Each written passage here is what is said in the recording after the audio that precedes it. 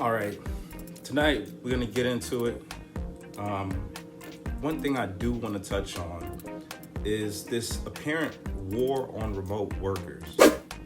And the main reason why I even encountered it is because, I came across some certain circumstances that left me in a position to where it would be more beneficial for me to work remotely, especially me coming from the tech industry. I got into a situation where, my vehicle was out of commission and it was not something that I could prepare for, you know.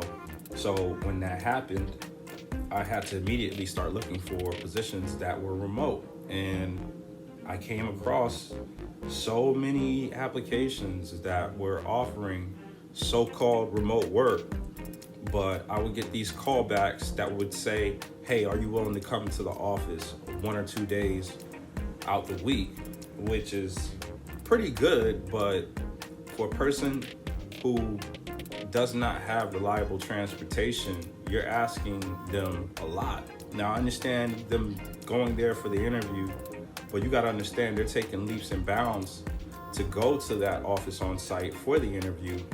If working from home, is not necessarily an option for them. Maybe they have kids, maybe like me, they run into a vehicle issue, or maybe they're disabled and maybe they have some kind of disability preventing them from being around people or from making that commute. So again, this is something that has kind of really touched me in many ways, because of the fact that I had to go through it. And I started realizing that even though I couldn't rely on my car, that I had to start going out for those positions that were on site, because I started noticing that employers were definitely discriminating more likely towards employees that could be in the office. And I wanted to know the reasoning behind this. I know there were some numbers that I looked up.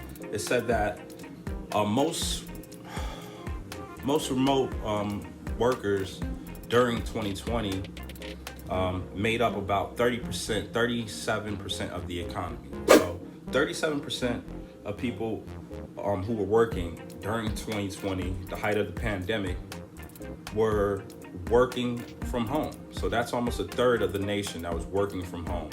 Now that number is down to a quarter. So that's a huge drop, 10% in less than a couple years, that we're seeing that, okay, now it's starting to go back. And even those positions that were 100% remote are certainly drifting more towards, 2 days out the week, 3 days out the week, hybrid inside the office. It just kind of amazes me how we did a 180, a 360.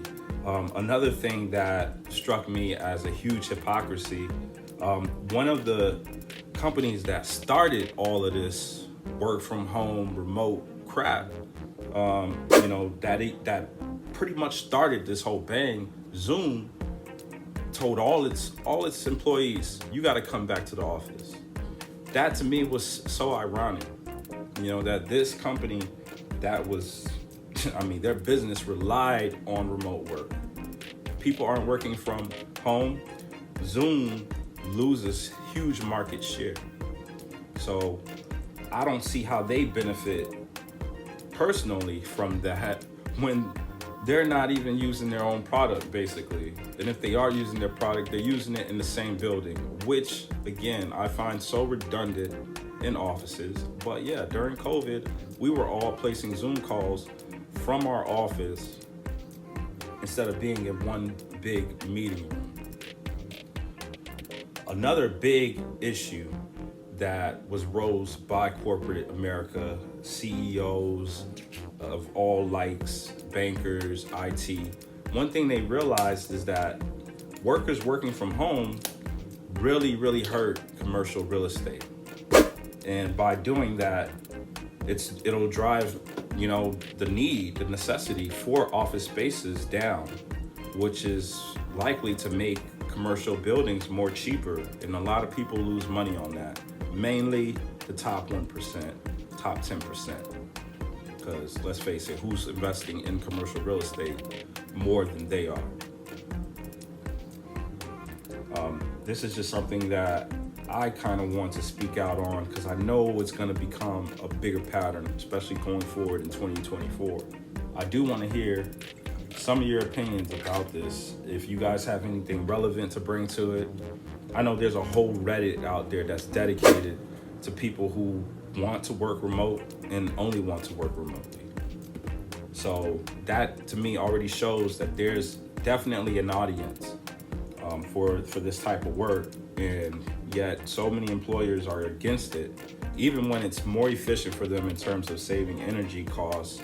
Hell, no need for big parking garages, no need for huge break rooms, no need for all this crap that I guess us millennials started with the whole Google, .com phase.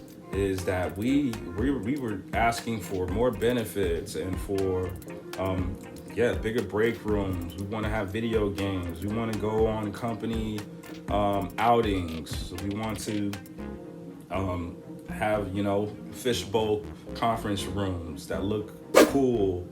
We want all these crazy things that were basically added on amenities so that you would feel comfortable being at work as much as possible.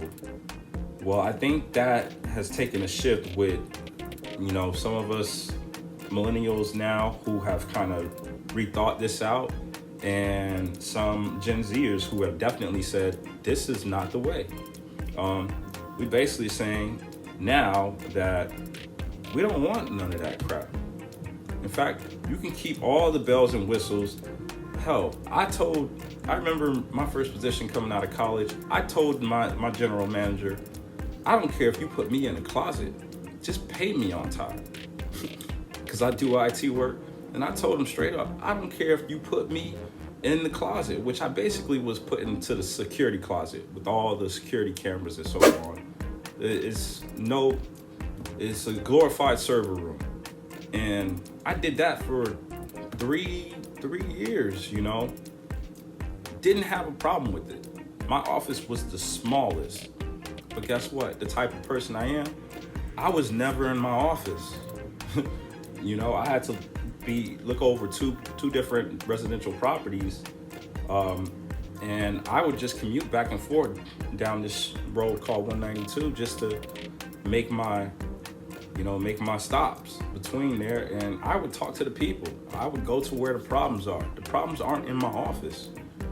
I just store crap in there. I store equipment, and tools and books and stuff. That's it. That's what my office is for. I'm not one of these people who require a big desk and a nice view and all that. I don't care about all that, because if you get all of that crap that they're spending for you to live good inside of that office, guess what? There's a lot of money on the table. Wouldn't you rather have that money so that you could then have a cool ass kitchen or a nice man cave with your own nice, L-shaped desk and high-tech equipment? Doesn't that make more sense? Well, I think that's what's happening. I think that's exactly what's happening. Another thing I want to touch on is the need for managers. If you take away this whole office environment and this whole need for employees to be in a building and to be supervised by a human being, guess what? Managers become less important. And I'm not saying we don't need managers, because, frankly, I've been in a management position before. You definitely need managers. You definitely need leadership.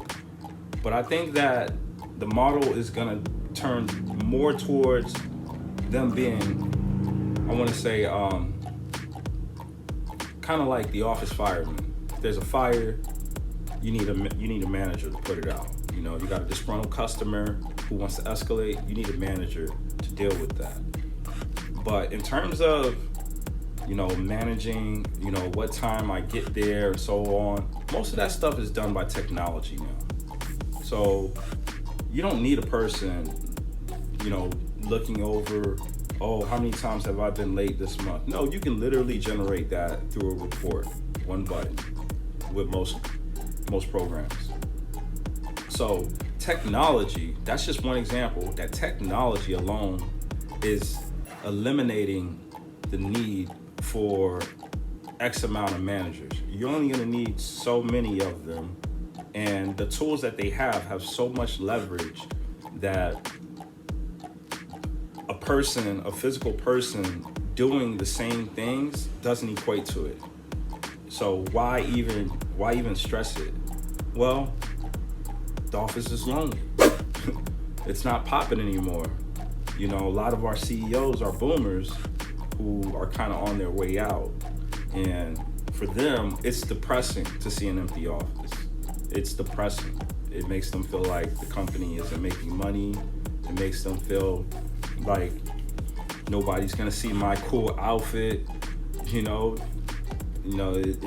just kind of, how important is that parking reservation when the whole entire parking lot is empty?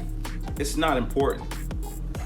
So I've gone and worked for smaller companies where this whole thing around the parking reservation, first of all, they don't tell you whether or not it's reserved. And a lot of times, yes, there's a sign, but you see that it's empty all the time. The parking lot's always full, and the sign is not something you would notice because it's not a handicap sign, and it's not a sign that says you can't park here. All it says is a name. And for some reason, you as an employee who doesn't know such and said name, you don't know anything about it. But the minute you park there, trust me, you come from lunch, and they're like, you're parked in so-and-so's position. That's the CEO, and the spot next to that's his wife, and they're barely fucking here ever. But we keep that spot empty for them since they have a bad back and bad knees, and they need to walk the closest to the door. And that would be more understandable if they just got the handicap spot. But no, you need to block out 2-3 more additional spots right next to the handicap spots so that we know who you are. It's like, and trust me, there's gonna be some people who probably think that what I just said is BS, but there's gonna be a handful of people who know exactly what I'm talking about. And there's gonna be that handful of people who are who I'm talking about. If you're a CEO who puts a freaking name above your parking spot without putting your title, that's the key thing. Without putting your title, that to me says a lot about how you run your company and what you expect from your employees. Because basically, you expect that everybody knows who the fuck you are.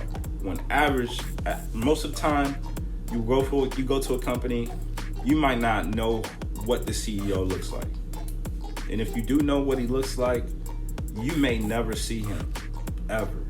So that's why, when you work at a smaller company, it's a bit of a big thing. Whereas in a bigger company, your CEO is in freaking Bora Bora. He's not worried about these daily office minutia. So please let me know if any of this is hitting home, because I feel like I am going on a rant, and I have been going for a while. So someone please let me know if you could relate to anything that I'm saying, or if I'm just completely off the mark. Till then, this is TNN signing out. Y'all be easy.